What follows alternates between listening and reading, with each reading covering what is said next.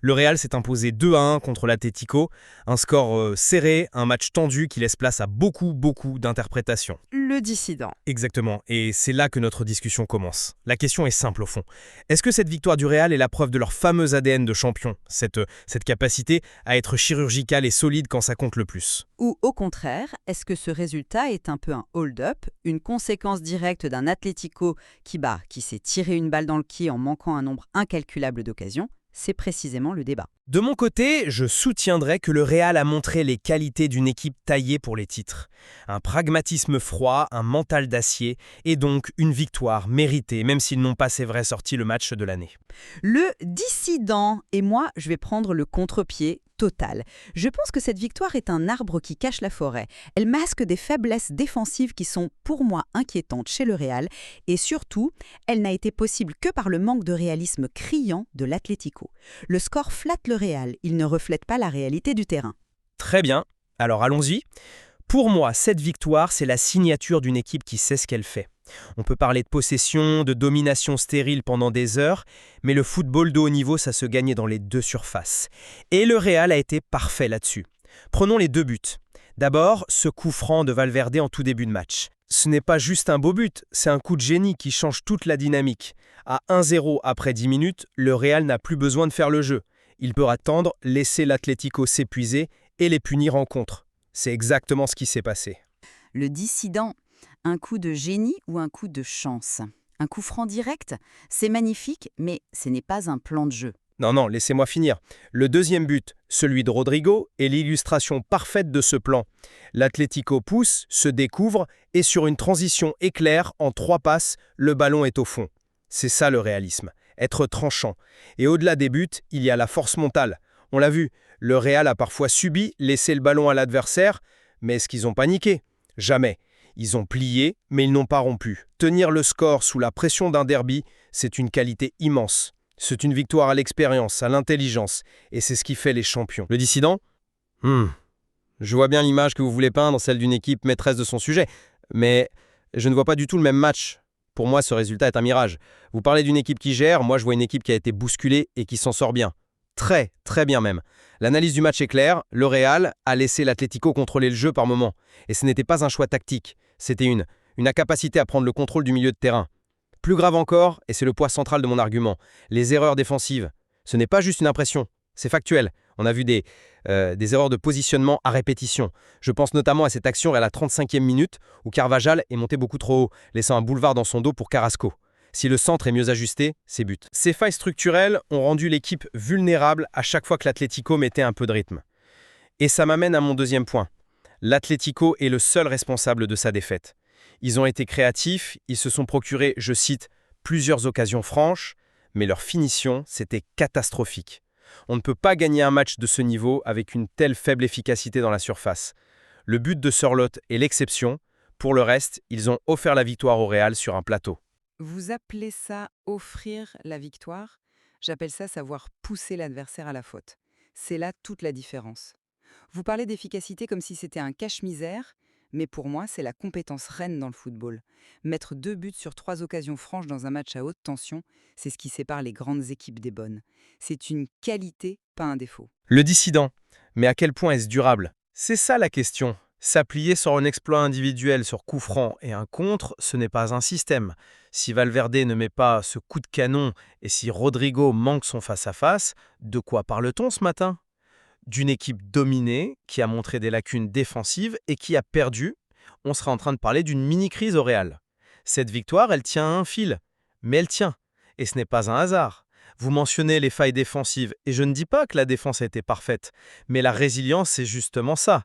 C'est savoir qu'on va concéder des occasions, mais c'est faire en sorte que l'attaquant en face soit toujours sous pression, qu'il n'ait jamais le temps de respirer.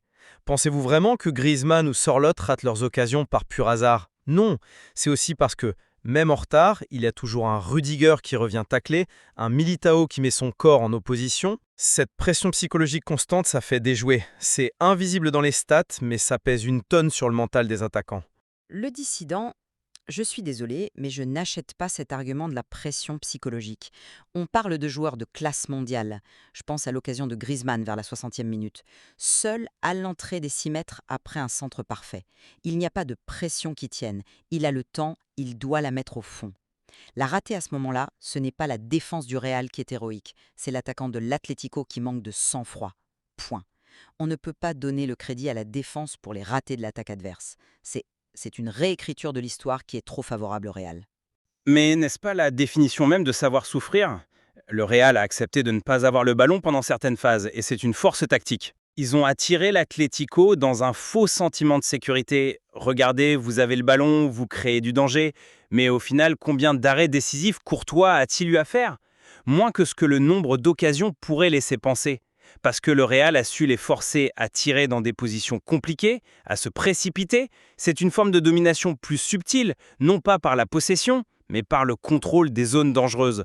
Laisser l'adversaire tirer de 20 mètres, ce n'est pas subir, c'est défendre intelligemment, le dissident. Mais ce n'était pas que des tirs de 20 mètres, et c'est là que notre désaccord est profond. Je vous ai parlé de l'occasion de Griezmann, mais il y a aussi la tête de Sørloth, juste avant la mi-temps. Il est à bout portant. Il n'y a aucune intelligence défensive du Real sur cette action, juste un énorme raté. Et c'est ça qui est frichant pour l'Atlético et qui devrait inquiéter le Real. Et ils ont donné des occasions en or, pas des demi-occasions. Ils n'ont pas fait dérailler l'Atlético. Ils ont juste eu la chance que le conducteur du train adverse soit incroyablement maladroit. En attribuant tout le mérite au Real, on oublie de pointer la faillite de l'Atlético face au but. Ils ont perdu un match qu'ils auraient dû, au minimum, ne pas perdre. Le Real n'a pas gagné, c'est l'Atlético qui a perdu. Je vous entends, mais je vois les choses différemment. La capacité à ne pas prendre de but sur ces temps faibles est une force. C'est ce qui mine le moral de l'adversaire. L'Atlético a poussé, a raté, et que se passe-t-il? Il commence à douter. Et c'est là que le Real, avec son expérience, sent le moment de piquer. C'est un cercle vicieux pour l'un et vertueux pour l'autre. Parlons un peu des individualités. Vous critiquez la défense, mais la performance de Militao a été cruciale. Combien de fois a-t-il coupé des trajectoires? A-t-il gagné ses duels? Il a été le roc qui a permis à l'équipe de tenir le dissident. Militao a fait des interventions importantes, c'est vrai, mais il a aussi été pris dans son dos à plusieurs reprises. L'équilibre est fragile. Et plus que vous parlez des individualités, parlons du milieu de terrain. Modric et Kroos ont semblé un cran en dessous, physiquement. Le Real n'a pas réussi à poser le pied sur le ballon pendant de longues périodes, et c'est en grande partie à cause de ça. Ils ont été dépassés par l'intensité de Koke et de Paul. C'est un autre signe que le Real n'était pas souverain. Ils ont gagné grâce à leurs attaquants, Valverde et Rodrigo, pas grâce à leur maîtrise collective. Peut-être, mais c'est là qu'on en revient à la question des implications pour la suite. Pour moi, ce match est la preuve ultime de leur force. Gagner sans être à 100%, sans que tous vos cadres soient au sommet, c'est le signe d'une équipe qui a une confiance totale en ses moyens. C'est un message très fort envoyé au Barça avant la finale. Le dissident, la finale, justement j'y venais. Pour moi, cette victoire n'est pas un message de force, c'est un avertissement clignotant rouge vif. Gagner de cette manière, en comptant sur la maladresse de l'adversaire et 2 exploits, ce n'est absolument pas un modèle viable. Surtout pas contre le FC Barcelone, on ne peut pas ignorer le contexte.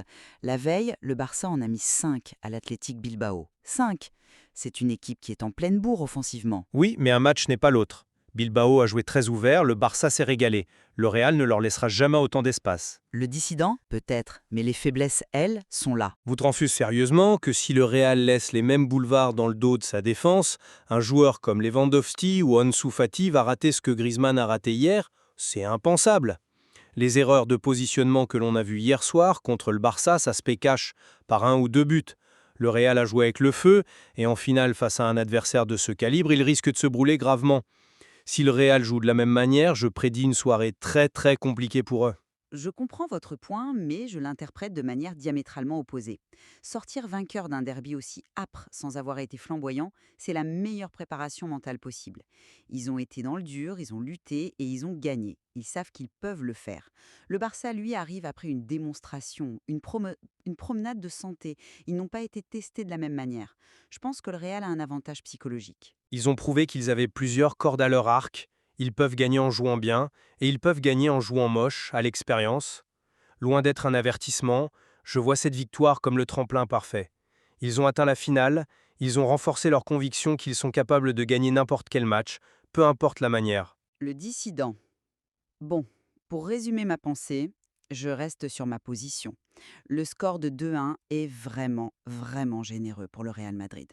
Pour moi, cette victoire doit beaucoup plus à l'inefficacité d'un Atlético qui a pourtant su créer du jeu qu'à la prétendue maîtrise du Real.